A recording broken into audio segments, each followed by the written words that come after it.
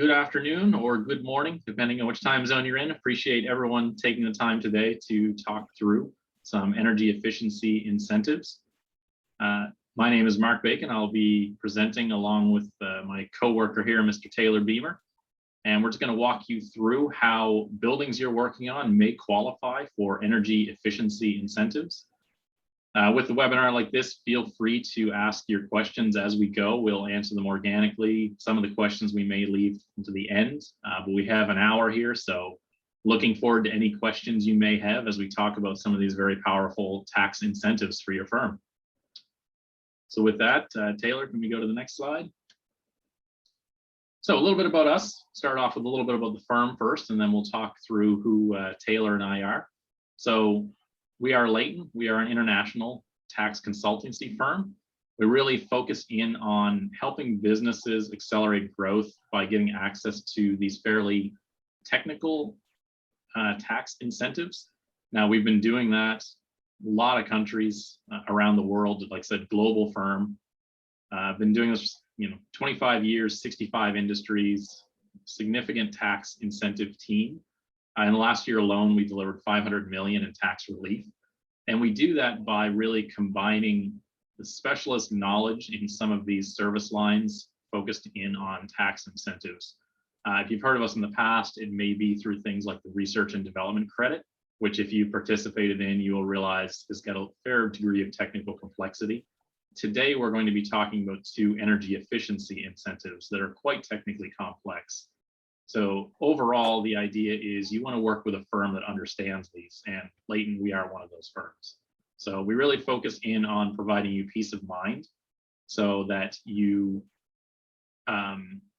understand you're able to get the maximum benefit and that you're able to do so while minimizing your risks. And it is very important that we focus in on minimizing risks, particularly when we're talking about these incentives. And next slide. Perfect. So a little bit about me to start with. My name is Mark Bacon. I'm a licensed professional engineer. I'm our practice lead for energy efficiency here at Leyton, focusing in on 179D and 45L, which we'll talk about a little bit later. I like to joke around. I've been doing this for a while. I started in 179D when it was not a permanent part of the tax code. So every year or two, I always worried I was going to lose my job because it kept getting extended and expanded. Fortunately now, 2020 was a good year for the tax code, at least because it was made permanent. 179D is now a permanent part of the tax code. If you haven't heard a lot about 179D or 45L, that might be why your CPA may not have brought it up, because they weren't permanent parts of the tax code. So we spend a lot of our time explaining what it is. So overall conducted probably 4,000 to 5,000 of these studies. So I got a pretty good idea what's going on. I've been through a lot of steam tunnels and dusty old document rooms to try to figure out how to run these studies. So I look forward to any questions you may have, and look forward to working on any studies you may have. Taylor? So I am Taylor. I'm the 179D engineering manager here. I have a experience that is pretty comparable with Mark, actually. I spent a lot of my time in the broader energy industry. So I have a lot of experience in oil and gas, renewable energy, and certain parts of the AEC industry as well. And I think that combines very well with the 179D and 45L tax consultancy industry, because I have seen all different kinds of energy efficiency in my experience, and I'm happy to have a chance to enable others to actually get rewarded for that kind of work. Perfect. Thanks, Taylor. And next slide. So what are we going to talk about today?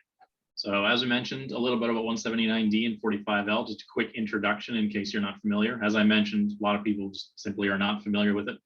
The IRS does not advertise tax incentives terribly well, so we spend a lot of time talking through this. So then going through, what do you need to do in order to qualify for these incentives? A little bit of the history, and the history is actually important because it does dictate how this incentive is set up and why it is important. And then we thought the most valuable to you would be looking through case studies to give you an idea of, based on the work that you're doing, what type of buildings might qualify. We find the best way to do that is just share examples of projects we've seen in the past. So with that in mind, on the next slide, energy efficiency incentives. Why do they even exist? The question comes up quite often. There's a stat we often use that roughly 40% of energy use in the US actually comes from buildings. There's a couple of variations of that stat, but roughly the idea is that a lot of energy goes into these commercial buildings, residential buildings. So what do we need to do as a country to make that a little better? BTU saved is a BTU we don't need to generate. So we want to really focus in on energy efficiency. It's very critical for long-term infrastructure in the company. A lot of the history of 179D and 45L actually come from things like dependence on foreign fuels. So we really want to look at, let's make this more energy efficient so we can be more self-sustaining in a lot of these.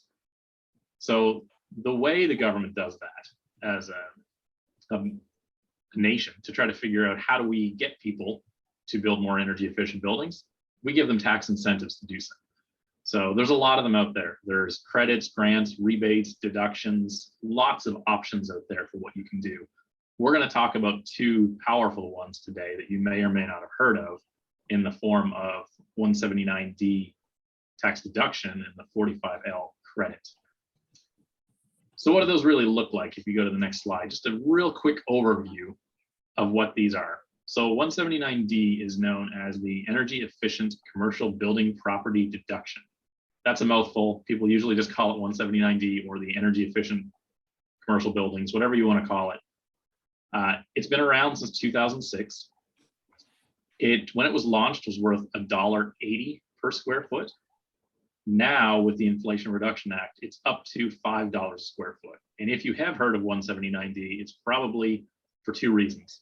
You heard that it's now worth 2.5 times more, so $5 a square foot, and it's now a permanent part of the tax code. So your CPA may have come to you at some point and said, hey, have you looked into this? Because if you haven't, you should. So if you own or are designing commercial buildings, this is a great incentive for you. The other one that we want to talk through is the 45L Energy Efficient Home Credit, and it is 179D's cousin for residential buildings.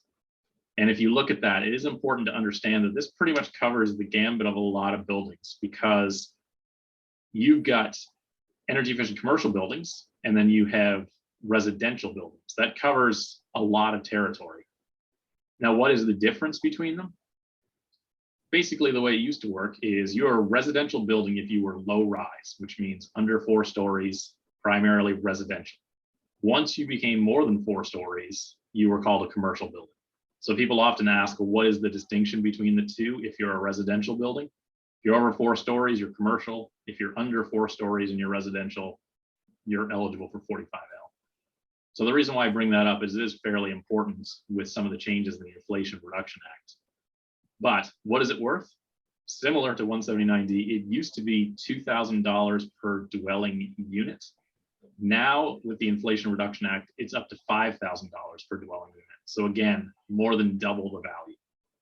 45L is not permanent yet, but it's extended out to 2032, which for our intents and purposes today, that's pretty close to permanent. So just for planning purposes with you and your CPA, it's a great incentive. The big difference between the two, you may notice if you look at the slide, 179D is a per square foot deduction. So the larger the building you're working on, the better in terms of square footage. 45L is per dwelling unit. So the more units in a building, the better. So if you want to look at the highest value targets in this, look at things like large commercial warehouses for 179D, a few 100,000 square feet are some of the highest value targets. For 45L, you're really looking at multifamily developments. So lots and lots, 400 unit apartment buildings. Those are what you want to be looking at as well if you've got an option. So that is a high level overview. Taylor's going to take us through a little bit more in terms of what you need to do to qualify, and then we'll bounce back and forth. So Taylor, over to you.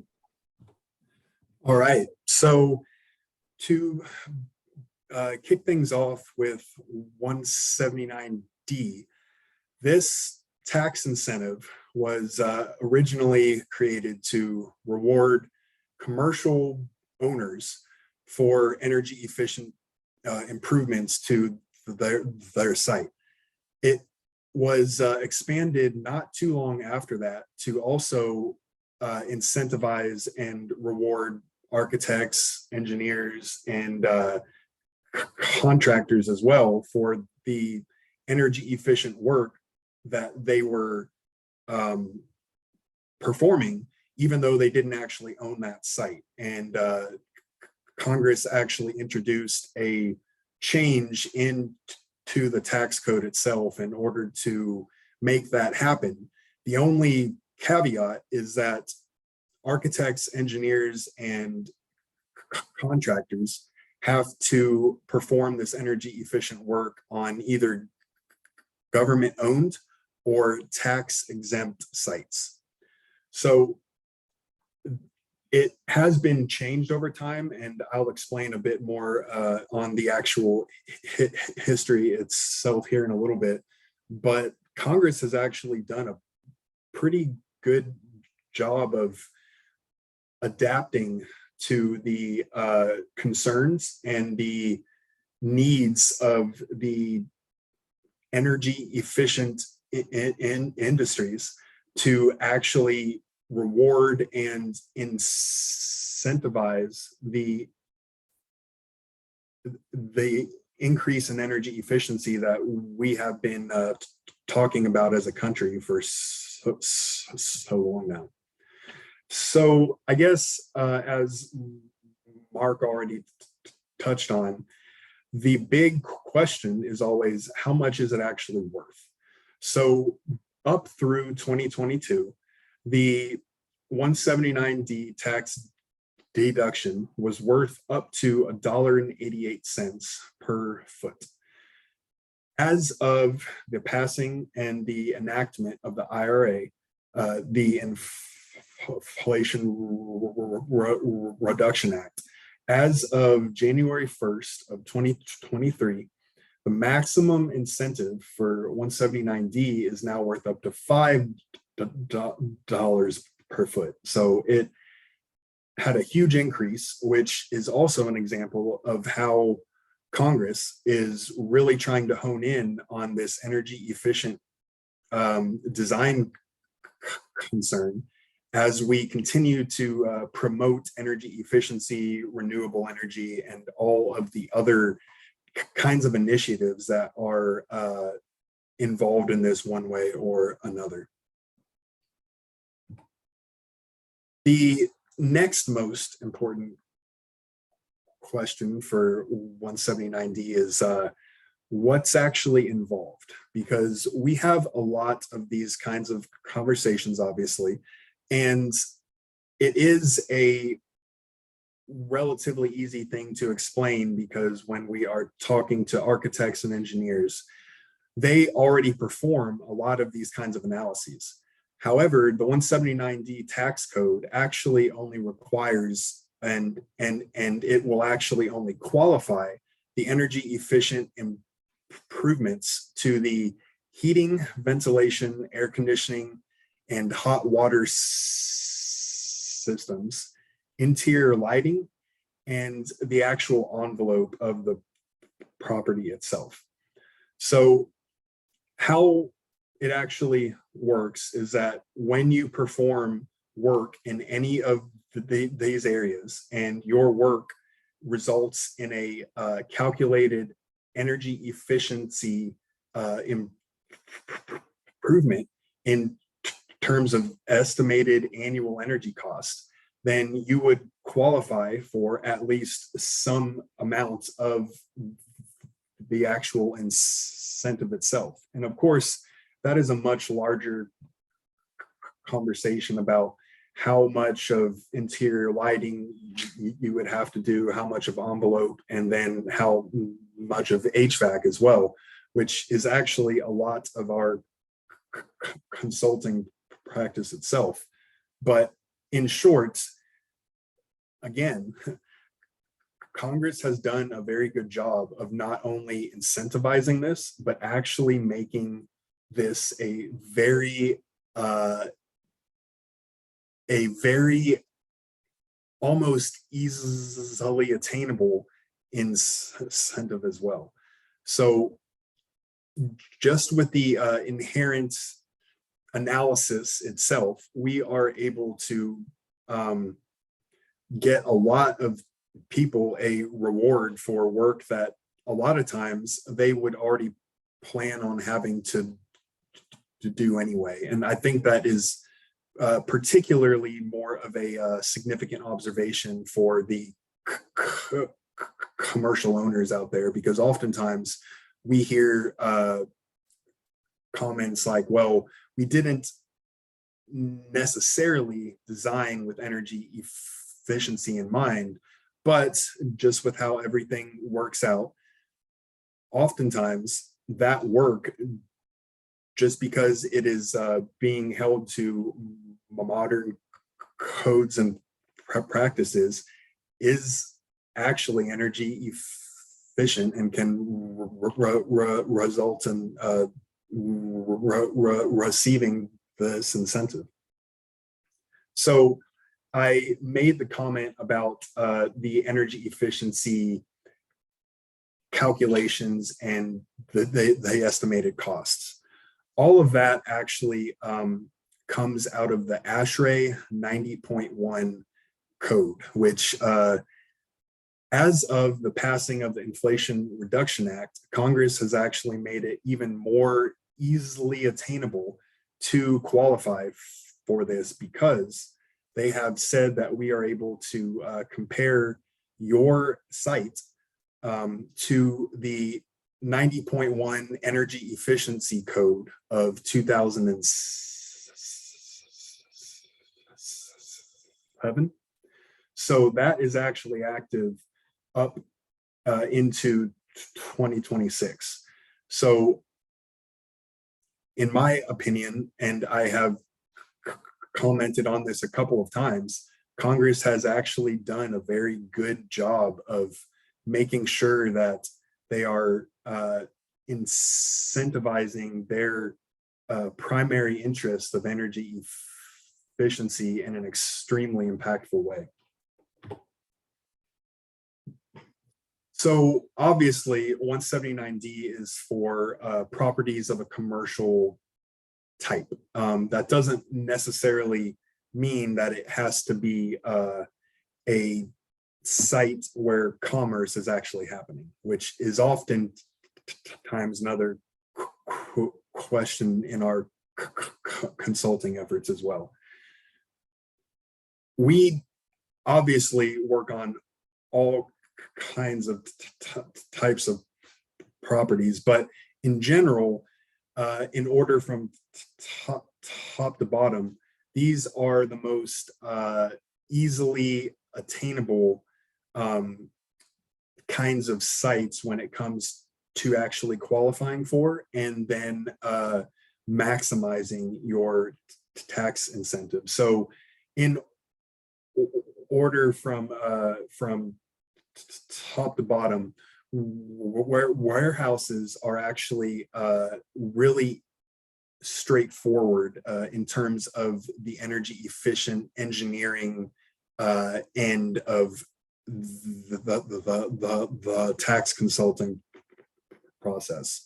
They are actually almost surprisingly relatively energy efficient just in the nature of the site itself. It doesn't really have a lot happening in there. After that, we also encounter a ton of offices. Again, that is a pretty straightforward kind of a site. It obviously has more design requirements just because of the type of occupancy, but it is a pretty easy kind of a property to analyze and to actually maximize your reward as well. After that, which is probably one of the more surprising ones for some out there, we work on a lot of schools and different kinds of educational facilities. Schools are considered a commercial property type simply because they aren't considered a residential property type. Schools are a inherently primary concentration of a lot of our architects and engineers and contractors, just because schools have the financial capabilities to do these kinds of renovations and upgrade projects, and obviously construct new sites as well. And they're able to be targeted over and over again just because of all of the upgrade work that comes as a result of the passing of a bond, for example.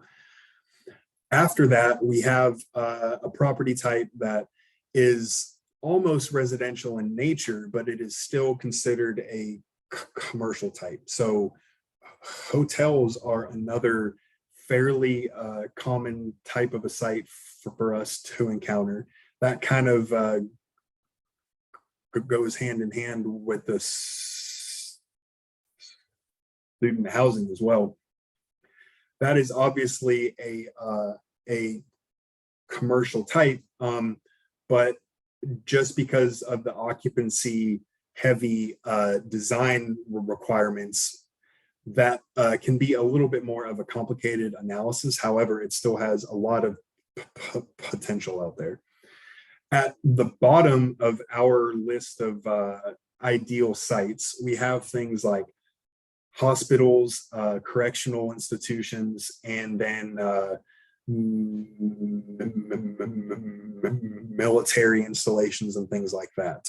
These aren't necessarily because they are not ideal. It is just they are the most complex just because of the size and the very specific kinds of design activities that actually happen in the design of these sites. So as I alluded to earlier, here's a little rundown of the history of 179D. So it was actually enacted in the Energy Policy Act of 2005, which then kicked off at the beginning of 06. In 2008 is when Congress actually changed it a little bit to allow architects and engineers and contractors to get a reward for their work on those government-owned and tax-exempt sites. The next really big change happened in 2020, where some legislation was passed that actually made 179D permanent as of 2021. In 2022, we obviously had the IRA, which had a lot of changes across all kinds of incentives, but it obviously increased the incentive amount a lot, and it incorporated a few other helpful expansions, I guess, that make it a little bit more easy to attain. So we are in 2023 now. We're operating in this world of up to $5 per foot, and we are encountering a lot of opportunity that wasn't there in the past.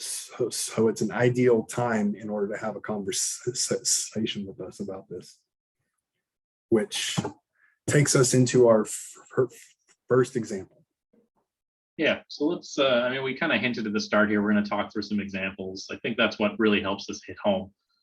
So in this case, you look at a building, pretty typical building we see a lot of, an office building. In this case, for this particular building, it's about 100,000 square feet, placed in service in 2022. I was in California, they did a gut renovation. You see that a lot. Someone will come in, they'll buy a building, it's older, they'll gut reno it. In this case, they did everything except all of the building envelope. And when we talk about building envelope, I'm talking about windows, doors, insulation. They left that in place for this building, but they replaced all the lighting, all the HVAC, changed up the interior basically completely. So what we did is we were able to incorporate that existing building envelope information, and you would be surprised how often someone comes into a building and they don't realize what's in there, and we help them try to figure that out. Double pane windows, X amount of insulation. So we were able to get into that and figure out that incorporating the existing building envelope, the new HVAC and lighting, they were able to reach full deduction. And what does it mean by full deduction?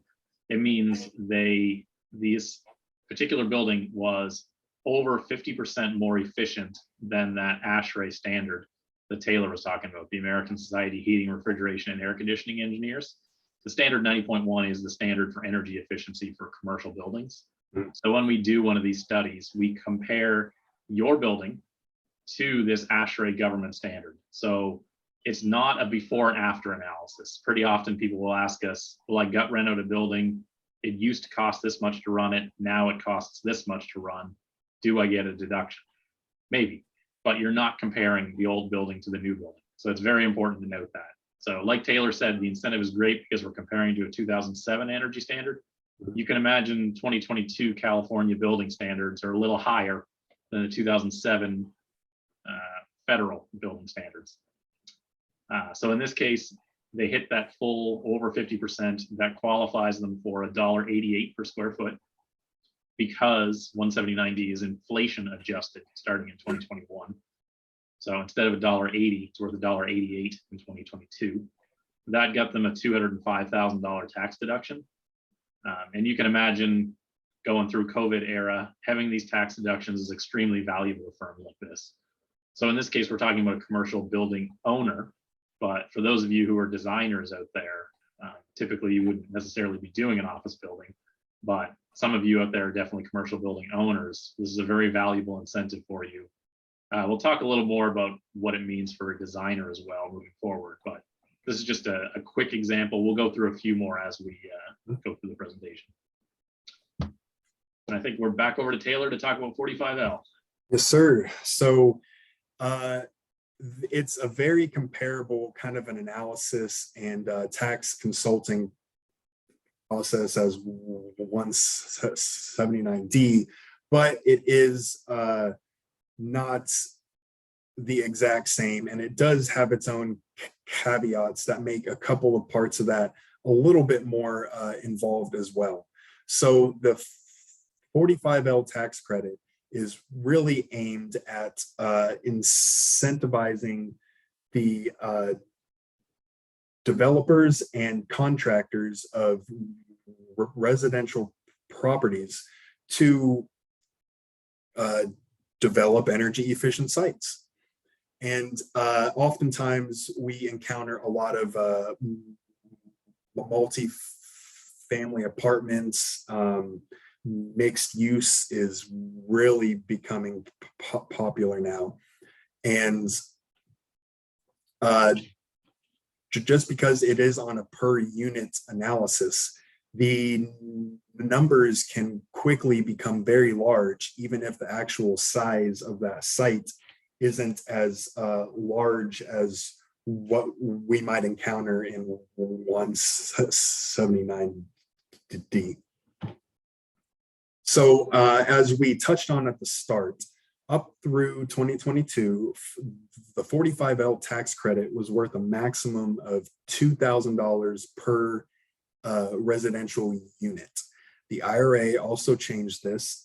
So as of now, the maximum incentive is actually $5,000 per residential unit. And of course, that has to be compared to some different energy design codes than the 2022 ones in order to continue the improvements in energy efficient design. However, they have still been able to make it an attainable goal as well. So again, it is extremely comparable to 179D. It has to be in the US. One of the changes is that it is the actual tax credit is determined off of the time that it was sold or first leased out. So that is also one of the more complicated parts of the analysis as well. It's not all that complicated. It just takes a additional part of the process. Again, you also have to meet certain energy savings requirements, but now up through 2022, we were comparing it to the residential energy services network codes. And that was actually off of the International Energy Conservation Code of 2006.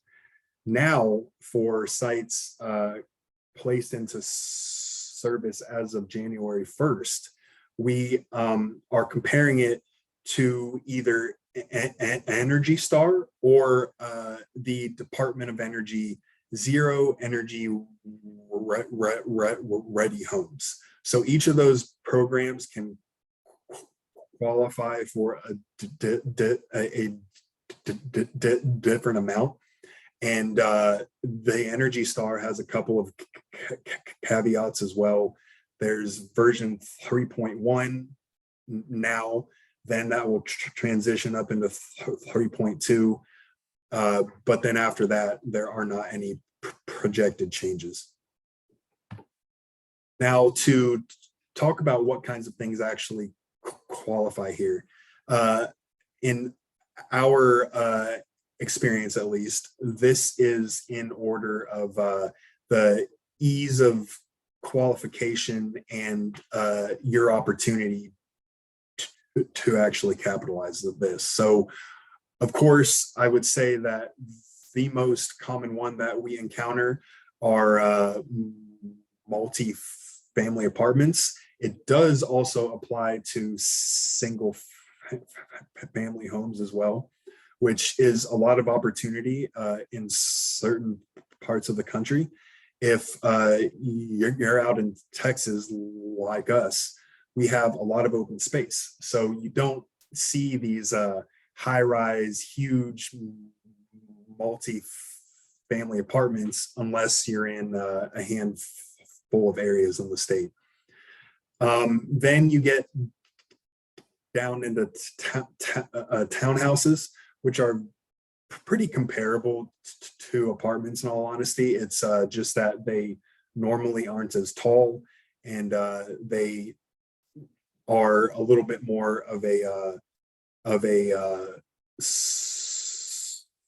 sprawling kind of a complex. However, that doesn't really impact our engineering analysis a whole lot.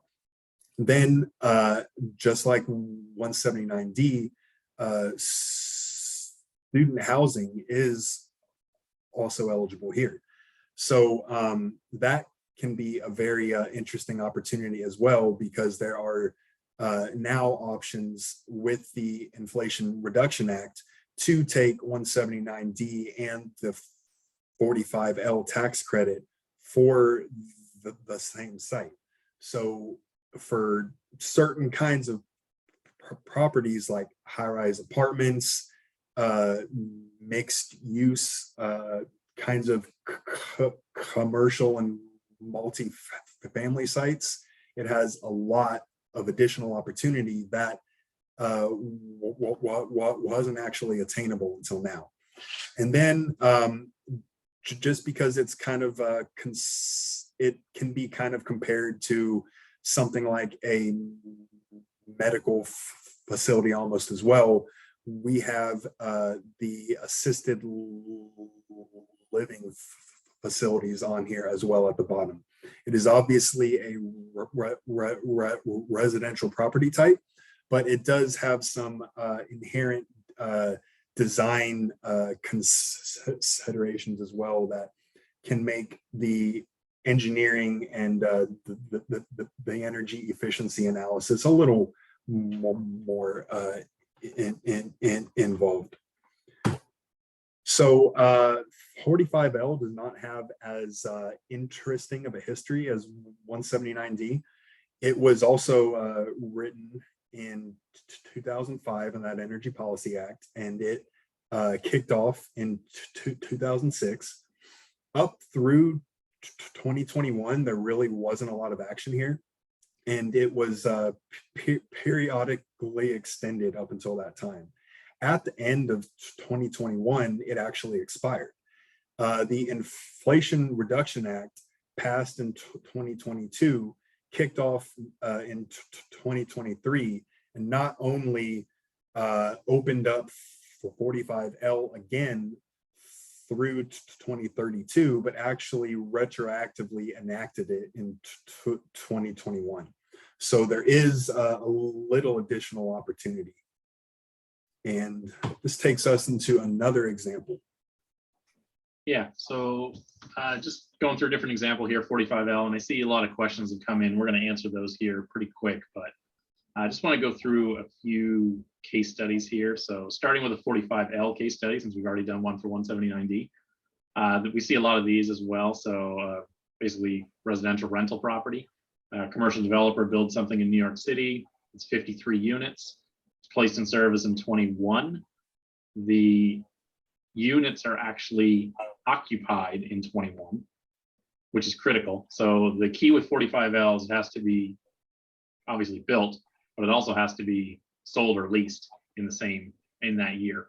So what'll happen, so for instance, you build a building during COVID, it doesn't get occupied. You finish it in 21, it doesn't actually get occupied until 22.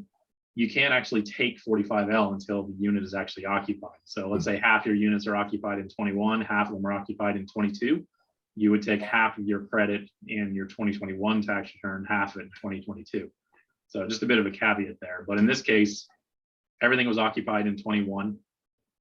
They reached the full qualification, which similar to 179D is 50% over the IECC 2006 standard, 50% energy savings. That's worth $2,000 per unit. They get a tax credit of $106,000. So understandably very valuable. And again, these are credits versus deductions. So just bear in mind a credit on paper is a lot more valuable depending on your tax situation. So 45L tax credits are great for a lot of the firms that we've been working with. And I think with that, we'll go through a few more scenarios here. We've got about 20 minutes left. I think that's going to be enough time to go through probably 4 scenarios and then answer your questions. So feel free to start dropping questions in the chat now if there's anything else you want to go, and we'll go through them in order. Right now, it's looking like we'll have enough time to cover all of them, but I look forward to some new and exciting questions if you got anything else out there. So next case study, really common. Taylor hinted at this before. Schools through bond projects, they do a lot of energy efficiency upgrades. So you wouldn't be surprised to find that we do a lot of work in schools. So in this case, it was a high school in Illinois, a pretty decent sized one. Schools vary quite a bit. Elementary schools tend to be around 50,000 square feet. High schools generally above 100,000. Some of them get up to 300,000. I went to one that was almost 1 million square feet. So they can get big, some of these schools. This one, almost 300,000 square feet. It was updated. So they updated their lighting, most of the lighting. Pretty common project in schools is to change from the old fluorescent lights to LEDs. Understandably, it's a pretty easy pitch to a school board to say, hey, LEDs are better. So we see a lot of those projects. The key is they also updated their central boiler. And what that means is the boiler affects the energy efficiency of the whole school because hot water goes everywhere. And it means we take the square footage of the entire building. Sometimes people will ask, well, I only did a boiler, or I only did this. How does it affect the energy efficiency of the whole building? In this case, whole building. So we were able to go on site. We didn't have all the documents, so we had to go on site to collect additional information. This was an older building. It was able to hit full qualification, so over 50% energy savings. Understandably, a new boiler is pretty efficient. That generated a tax deduction for this engineer of $500,000. And again, like I mentioned before, tax deductions in 2020 were very valuable, as you can imagine, in order to keep people employed. So great story there where this is really able to drive a lot of value for the firm. And then also the school's getting a more energy efficient building, so they're happy as well. And Taylor, I think you're going to walk us through the next one. We'll just bounce back and forth on these. Sure. So we had another site. It was actually a hospital, which I was explaining earlier is one of the more complicated ones. However, we were fortunate where this was more of a regional kind of a site, so it wasn't quite as large. They were able to meet all of the energy efficiency thresholds in our analysis because it was a new site in 2021. So obviously, when you're able to compare it against an older energy efficiency code, it has a lot of these automatic opportunities almost. So it was just under 75,000 feet. And in 2021, the 179D deduction rate was worth $1.82 after that adjustment for inflation that got introduced. So again, 2021, we still had a lot of areas of the country that were being heavily affected economically by COVID. And of course, it was a hospital. So being able to get the designers a reward for helping out in that time was a pretty satisfying experience. Oh, and then obviously it was just over $135,000 as well. Perfect. So next scenario, parking garages. They're an interesting one. You'd be surprised how many parking garages, or maybe you wouldn't be surprised, but they are actually a great candidate for 179D, and they are a bit of a carve out under something called interim lighting. So the idea behind that is, obviously there's a lot of parking garages. So Congress wanted to incentivize people to make those more energy efficient as well, specifically for lighting. That is the main energy use in a parking garage. So the interim lighting allows you to get basically 60 cents per square foot. And you might ask, well, why not the full $1.80? The answer is pretty simple. 179D is written for conditioned spaces. The easiest way to save money on a building would be to turn off the heating and cooling. But they said, we're not going to let you do that. It has to be a conditioned space. However, parking garages qualify for this interim lighting. And as you can imagine, parking garages are pretty large. Pretty normal. We'll see 300,000, 400,000, 500,000 square foot parking garages. So in this case, this was one that was built in North Carolina. They qualify for interim lighting, which basically involves creating an Excel spreadsheet where we look through what is the light and power density of this particular parking garage. It ends up getting the full amount of 61 cents because this is inflation adjusted. I mentioned 60 cents, but then it goes 61 and 63 cents in 22. That results in a tax deduction of $250,000 for the client. The interesting thing with parking garages and interim lighting is moving forward, and we think this might be unintended consequences. When they rewrote the tax code through the Inflation Reduction Act for 179D, 2023 moving forward, there is no provision for interim lighting anymore. So currently on paper, it looks like there is no interim lighting rules anymore moving forward. Again, we think that's just the nature of the legislation being written by, legislators instead of engineers. So probably unintended consequences, and we'll see what happens with that. But at the moment, if you've worked on parking garages or you're working on future parking garages, as long as it was in place in service before 22, it's something we definitely want to look at. Okay, Taylor. So actually, I really like our example here because it is a thing that we encounter a lot. The 45L tax credit isn't only for new sites. If you perform enough qualifying work for a certain amount of the units in the complex, you can actually receive the credit for the affected units, even if you didn't do the entire site. So for example, here we had a apartment complex with a total of 146 apartments. They were in the process of upgrading them in order to increase rent and just repair and update it over time. And 27 of those were actually done. So because it is a per unit analysis, we were able to find that they qualified for that full $2,000 rate on those, and they were able to receive a tax credit of $54,000. Okay.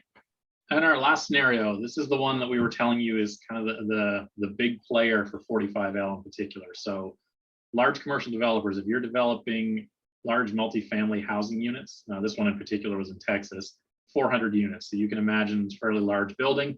Like Taylor said, in Texas, you got room to spread out. So it's only 3 stories. If it was above 4 stories, we would have to call it 179D. But in this case, multifamily, placed in service in 2020, occupied in 2020.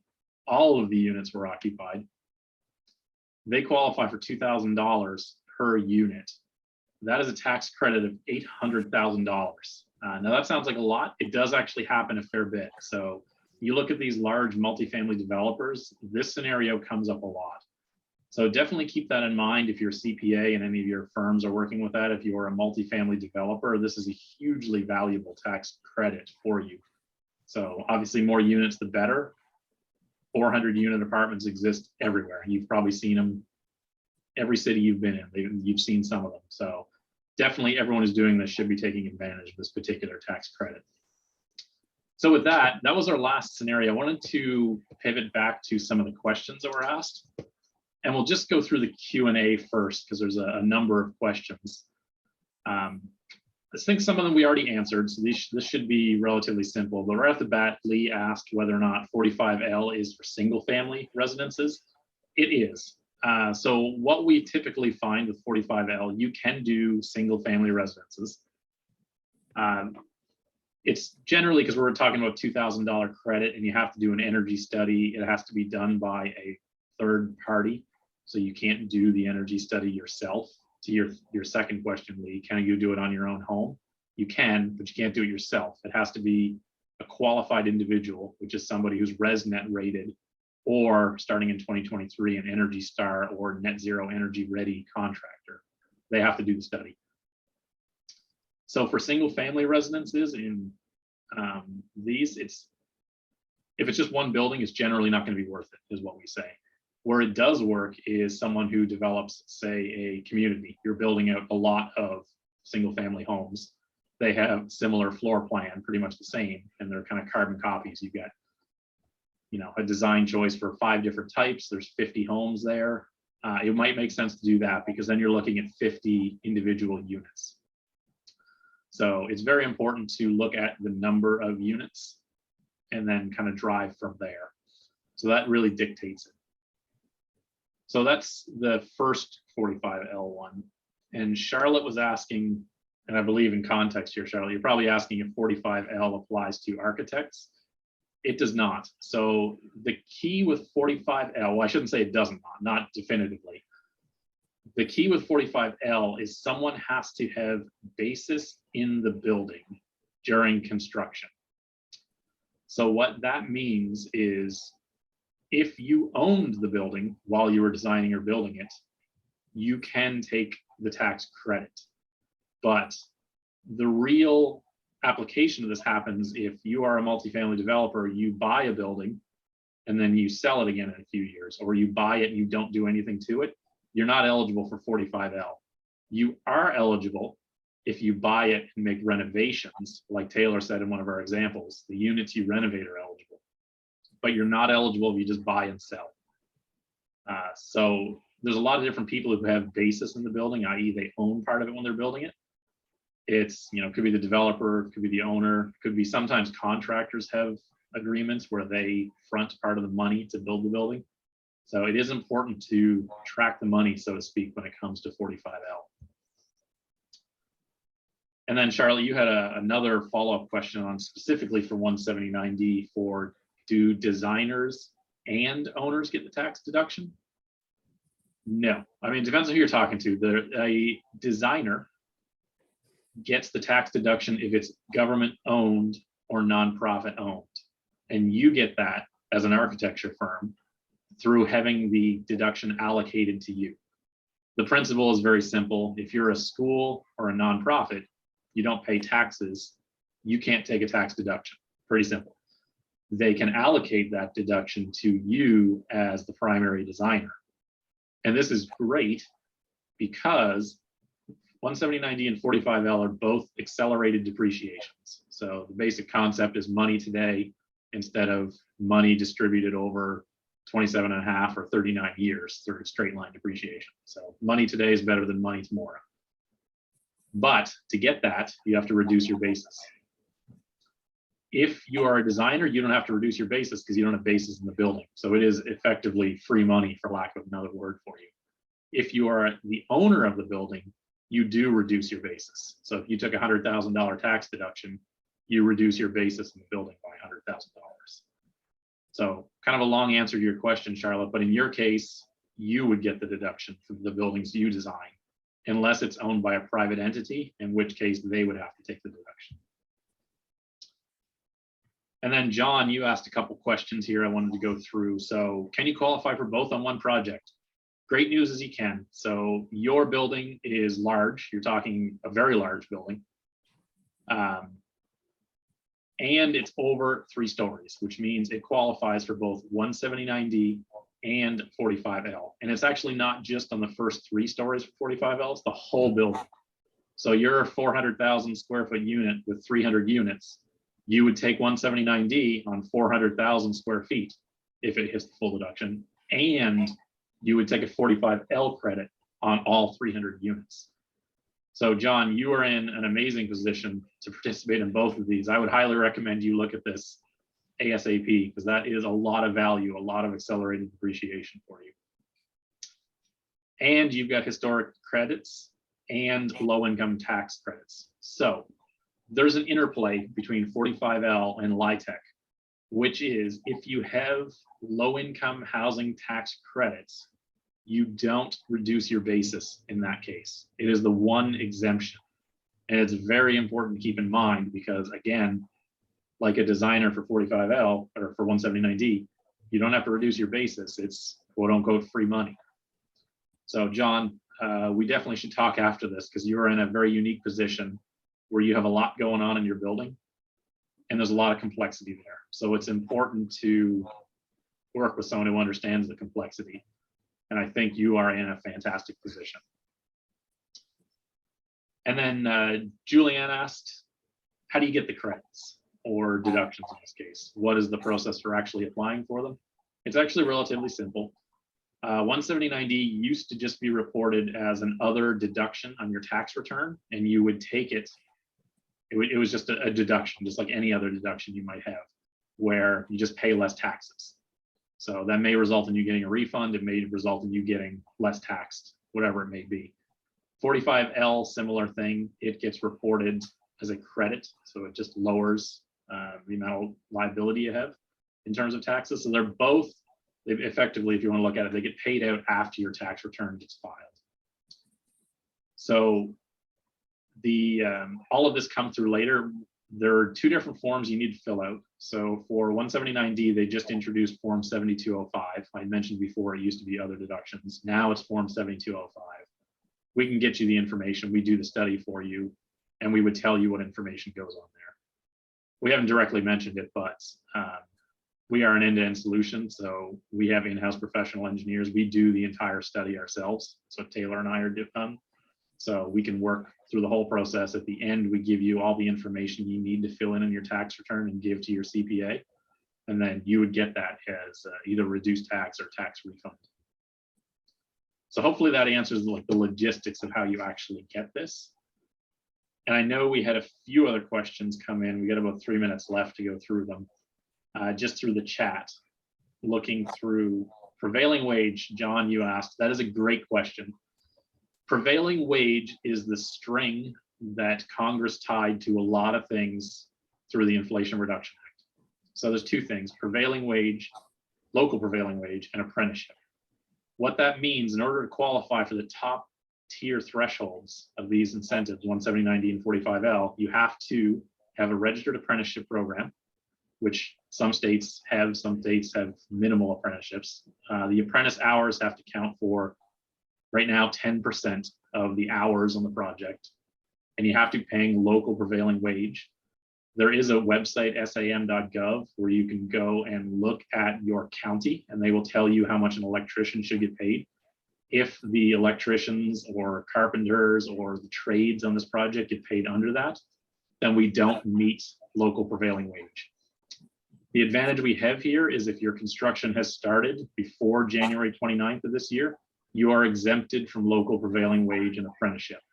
The reason for that is simple. Congress introduced the rule, the new rules through the Inflation Reduction Act. They didn't have the rules around apprenticeship and local prevailing wage in place. So they were self-aware enough to say, we didn't present you the rules, so we can't hold you to that until after January 29th. So very important to look at when your building is started. When did you start the project? And then I know we're going to run out of time here, but just handle one other question. Eligibility is private owners, to your question, Jim. If you are a private owner of a building, you take 179D on your own tax return. If you are a designer of a government or nonprofit, they allocate the deduction to you.